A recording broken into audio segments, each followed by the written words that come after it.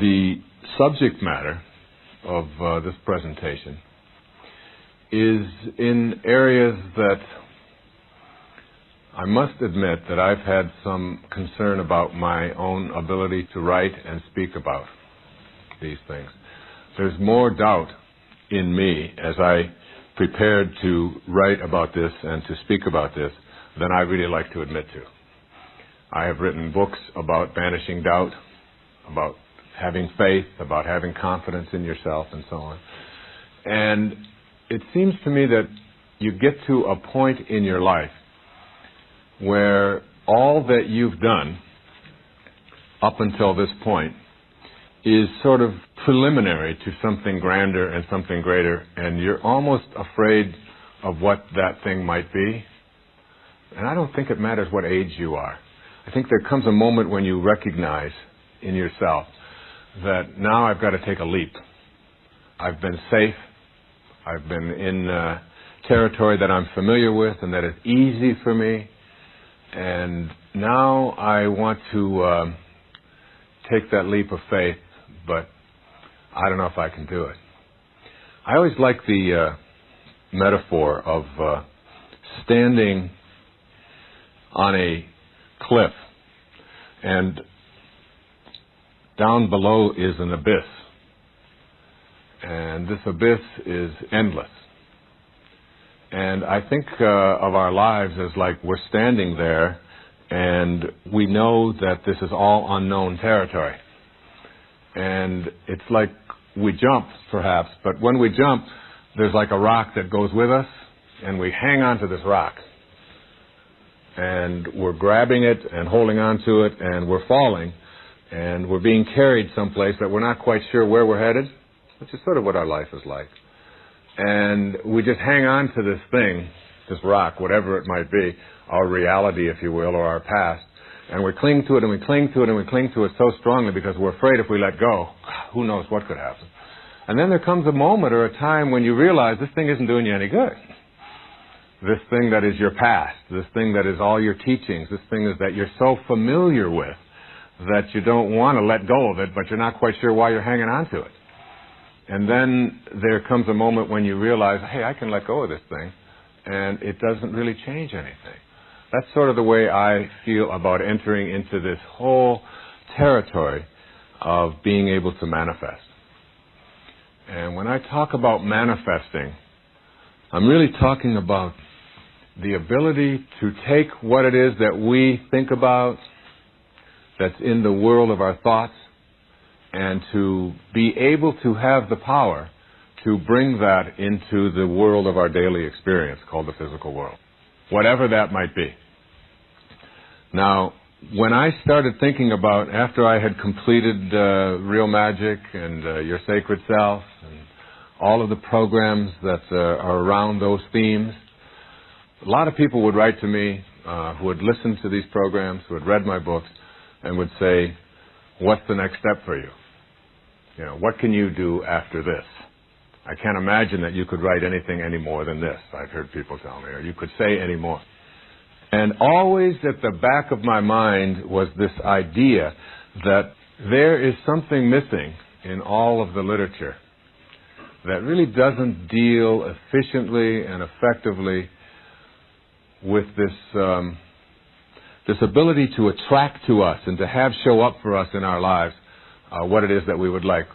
Somehow we've come to believe that that's outside of our control, that whatever shows up, whatever happens to us, whatever the breaks are, whatever those things are all sort of in the realm of coincidences, and they happen if God wants them to happen for us, or if they're so predestined or ordained, and that we don't have that kind of power to be able to do that. That's reserved, if you will, and it's reserved for deities or people who have special dispensation from God, or holy people, or lucky people, but it doesn't really involve me. I grew up with that attitude, just like so many of the rest of us. But always at the back of my mind, I felt that there are some people who have the ability to get outside of that mentality And there are some people that just attract things to themselves, and they seem to show up, and we just call them lucky. But they're not. There's certain qualities, there's certain behaviors, there's certain attitudes that people have that we've never really made a science out of, okay? We've never really studied in depth. And I thought to myself, I'm going to talk about manifesting. Many of you listening, many of you here today with me, know that my work has really shifted. It's shifted from teaching people how to manage their emotions and teaching people how to avoid being victims in their lives and to have psychological strength and how to raise children like this and all of these things that I've... And then there's been a shift, and in the last 10 or 15 years, the shift moved away from matters physical and into matters metaphysical, beyond the physical. And then my work took on like this real sort of spiritual tone. And God became a very important part of my life and my work when this wasn't so in my earlier work. In fact, if you look through books that I wrote 20, 25 years ago, you won't even see references to the word spiritual or to the word God. And if you look at more recent things, and people ask me about that, you know, and I say, you know, it's just as intriguing to me as it is to you. I don't know why either. But my writing seems to, and my programs, my work seems to reflect a consciousness that I am going through, and it seems to reflect what the rest of the world is going through as well. That there is a shift, and I seem to be one of the spokespeople for that shift. When I started into this area and writing in this area, I immersed myself in spiritual literature. I read the Bhagavad Gita, the book that Gandhi based his life upon. It translates to the Song of the Lord. It's a book that you can read in one afternoon, 18 short chapters. But you can study it for a lifetime. You can read one little short paragraph from it each day and just try to practice it and see what it means.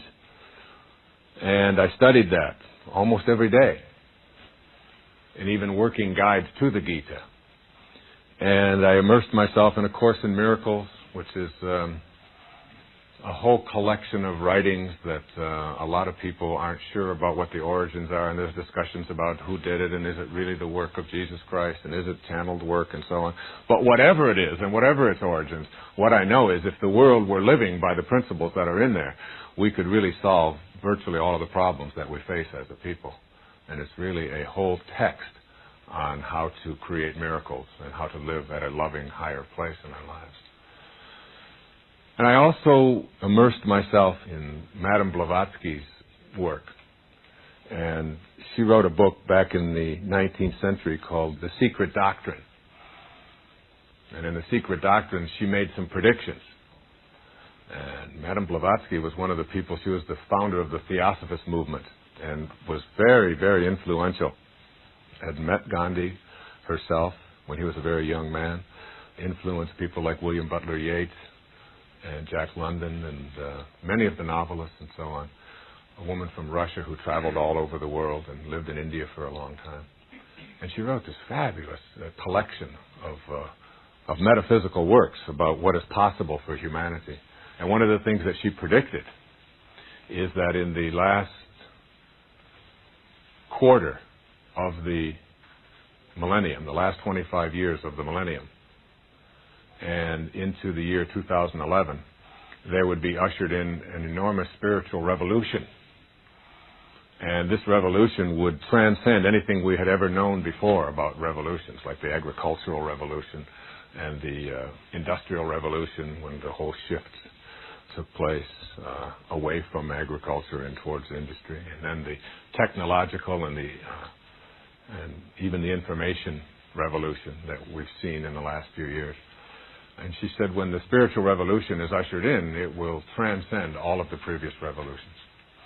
And it will begin in the last 25 years of the millennium, which was the year I wrote Your Erroneous Zones.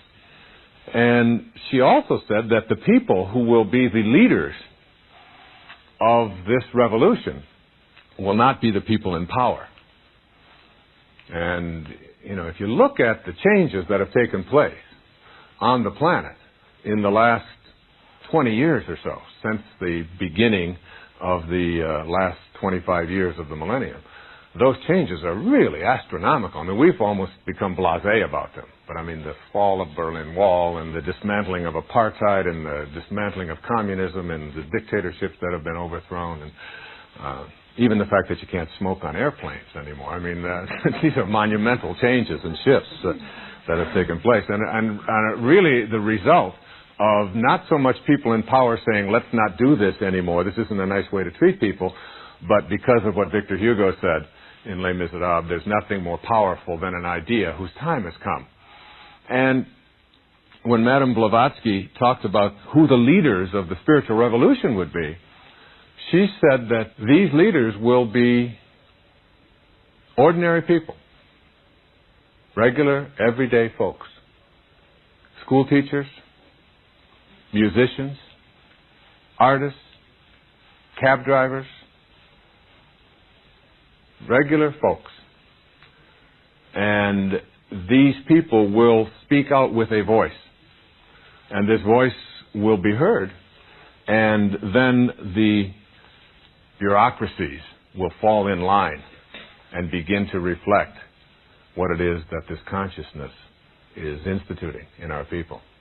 And if you look at the people who have been instrumental in changing consciousness in the last 25 years, you look at the people whose programs you listen to through Nightingale Conant and ask what are their backgrounds. You find out that they're salesmen. Marianne Williamson was a singer, a nightclub singer. Louise Hay was a dancer. Dennis Waitley was a salesman. Zig Ziglar was a preacher. People who just did everyday, regular things. I was a school teacher. And somehow there's a power, there's a pressure, there's something that has come and put us in a position of just talking about this kind of shift, this kind of consciousness. And what has happened for me, the little school teacher, is that when I finally immersed myself in the most spiritual text that I have really studied was the New Testament. I listened to the New Testament when I was a little boy. And I lived in a series of foster homes when I was a child. And so they would, wherever I would go, they would just sort of put me in whatever church group that particular home practiced. So I'd be a Baptist one year, and the next year I'd be a Methodist, the next year I'd be a Catholic, and I'd be a Jew the next year, whatever. And, you think that this is some terrible thing, that you're not going to get any roots. But really what it did for me was it exposed me to all kinds of different ways and different approaches to these truths. And then I sort of let that go, because there was an element of imposing it and fear that I found myself being exposed to. To fear God was what you were supposed to do, sort of. And so I let that go in my life for a long period of time. And then before I began to write about these books that sort of moved me away from psychological matters into spiritual matters, I really immersed myself in the New Testament. I read it from beginning to end, particularly the parts in red. Remember the parts in red? That, this is what other people were saying about what Jesus Christ was saying, and then this is what Jesus was saying, and it's like, this is in red, so, you remember that. And you'll hear me talking about this in this program a great deal, a lot of the things in red. Not because I am trying to proselytize for any particular religious point of view, or I'm trying to recruit anybody, or, I don't see myself in that role at all. It's not the purpose of what I'm talking about. But more to give us an understanding of what divine spiritual messages can mean for us in our life, and how some of this has been misinterpreted as we have moved towards becoming more spiritual people. And so you'll hear me referring to this quite a bit. And then one of the things that I read was this idea that Jesus Christ said to the masses, that something to the effect that even the least among you can do all that I have done, and even greater things. That you have this power within you. And reading that and interpreting that literally means being able to produce miracles, doesn't it? And being able to make things happen that we really sort of think are reserved for other people. And so what has happened with most of us is that we have come to believe that there are spiritual beings that we have sort of deified, and then there's us, and that we are separate from that. And in our separation, we have sort of given the power of being able to do these divine kinds of things, like manifest. The gift of fish and loaves is the gift of being able to feed the hungry from one's consciousness. The thought is enough to bring food into a place where there is a need for, where there is starvation, where there is hunger. And you think about, well, do I have the power within me? Is this what I'm being told? That I have the power within me to think food and then just wave a magic wand and there is food? Do I have that power? Well, according to, if you read that literature thoroughly and interpret it literally, yes, you do. But most of us find it very difficult to even begin to accept this idea that I can have a thought about something, and with that thought, I can then shift it to having it materialize or manifest or show up in the physical world. But I'd like to suggest to you that that's the only way anything gets into the physical world. That manifesting is really nothing more than everything showing up in the physical world is the result of a divine idea. Everything. Including you. And everything that you have. And everything that you see. And everything that you observe. And everything that you notice. And that somehow we are being encouraged to disregard our old belief systems, that is something that is reserved for others other than myself.